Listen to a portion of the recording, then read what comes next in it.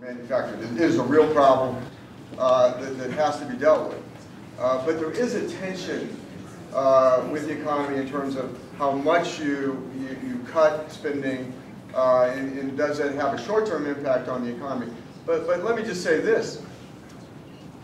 What we have in America is what's called a capital strike.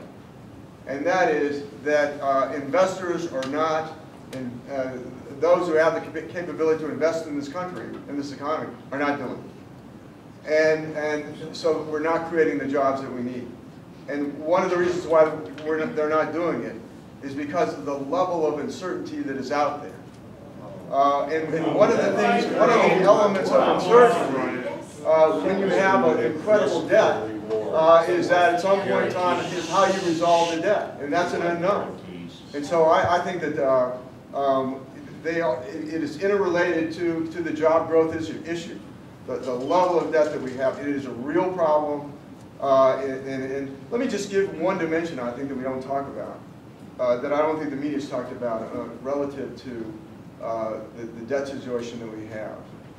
First of all, I'll say that our debt to GDP ratio is not as high as some countries that did not get a downgrade. But the problem that we have is our unfunded liabilities, driven by what we call mandatory spending, and primarily our entitlement programs. And so we've got to get a handle on it. That's exactly right. Thank you. Next question. Mary Parker from Littleton. Hi. I'll start by saying thank you very much for having this town meeting. Appreciate it very much. My husband and I have been very blessed living in this country, and we have raised 4 wonderful children in wonderful neighborhoods with great schools. And now I'm concerned about their generation. Frankly, they wouldn't be making it if we weren't providing babysitting so that they can work and financial help for them when they need it. So my husband and I have also achieved economic success beyond our dreams when we started. We do not need extension of our tax breaks right now, our tax cuts. We need it.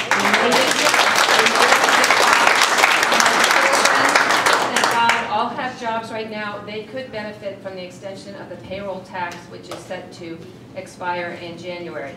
I'd like to know your thoughts on extending that payroll tax. The question is would I support an extension of the payroll tax, and I will support an extension of the payroll tax cut. Although I'll say this, that I think that when we do temporary measures, I don't know that they have a lot of impact because they don't change economic behavior, and to where probably the reality is the extension of the. So I'll just leave it there. Thank you. Next one. Next question. Next. Ike Nelson from Littleton.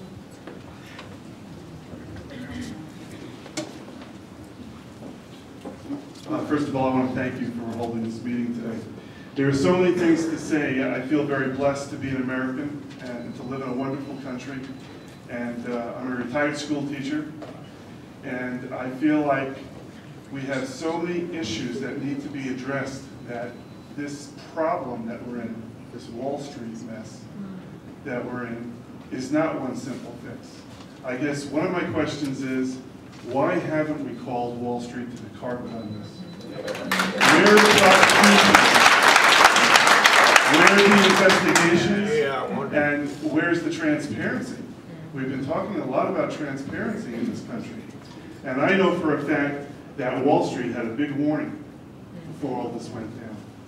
The other thing is, why aren't we investing in things that will produce jobs, like alternative energies, which Colorado happens to be a prime location for?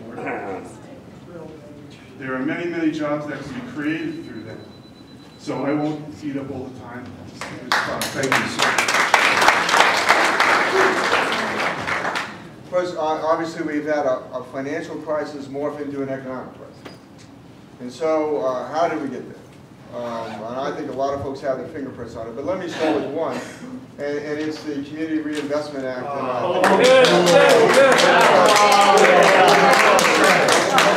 data doesn't what the support act that. said, what the act said was that, you know, it's a good thing in terms of public policy to expand home ownership, but it went too far. And it expanded home ownership and the folks that couldn't afford the mortgage. And then we had the government-sponsored enterprises, Fannie Mae, Freddie Mac, buying the things up. And then we had the credit rating agencies, who I think were churning deals and making money off of not properly rating things, and created a global appetite for these things. And I think that is certainly a big part of it. There was an investigation that went on about it. We have a majority and a minority report. I think that the policies that resulted from it are not necessarily the policies that are good for the country, and from a couple perspectives. First of all, I think this too big to fail notion, that if you look at the Dodd-Frank bill, it institutionalizes too big to fail in what it calls systemic risk. I think that's wrong, and I think that's going to create some horrible distortions in this economy. I think we need to go back to the Glass-Steagall Act, where we take the big banks and we break up the investment banking functions. Yes.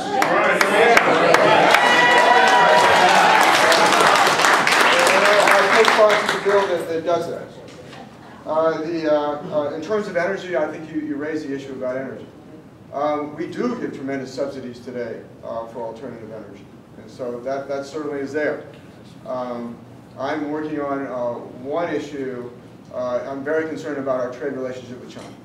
I don't think it's fair, and I'm a free trade person. But let me give you an example where I'm concerned and what I've done about it. And that I was reading probably a periodical on one of my defense ones early in 2009, and stumbled across probably just a 9-column news story about China in these rare earth metals. There's like 17 of them, and they're used in a lot of the basis of a lot of our manufacturing processes to produce cell phones, computers, a lot of weapon systems, green energy technology, solar, wind. A lot of involve these what we call these 17 rare earth metals. What China did through a state-run policy, through government policy, is it basically undermined the global market on rare earth metals, and it has 97% of the world's supply right now. And then once they amass that, then again through government policy, now that we're dependent upon them, they're limiting their exports and putting tariffs on what they allow in the country. Because they don't want to be exporting raw materials, they want our industrial base, they want to be exporting manufactured goods.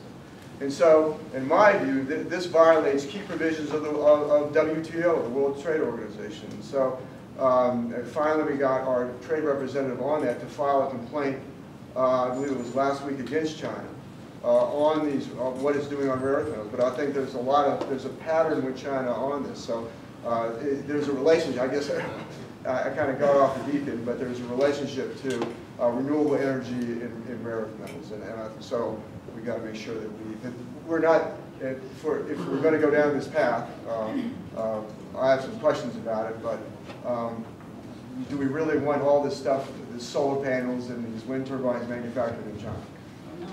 Next.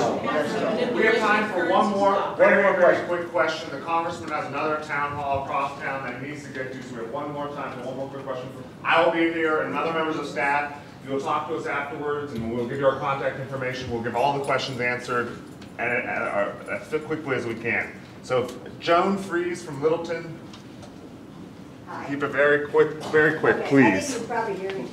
First of all, thank you for your service, both in the service and to our country, and we appreciate this day today. I guess my question is, stick to your beliefs, and power to you in Washington. I don't know how you feel. If they could just take out the waste in there. I mean, why don't they turn it over to a bunch of mothers who have done a bunch of And how did the EPA get so powerful that they're trying to take dust out of the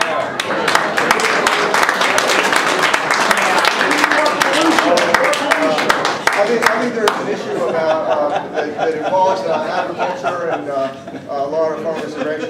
about some new, there's some new EPA standards involving dust. I'm trying to remember specifically. We'll put them on our website, and I'll provide an op-ed for them. But it involves some air quality rules that will greatly injure our agricultural folks, and there's a concern about that. And then there's concern about the Environmental Protection Agency, which is in the cap and trade debate. We passed it in the House, didn't get through the Senate, and now the Environmental Protection Agency is trying to do it through the rulemaking process. I want to thank you all for coming here today. I really appreciate you.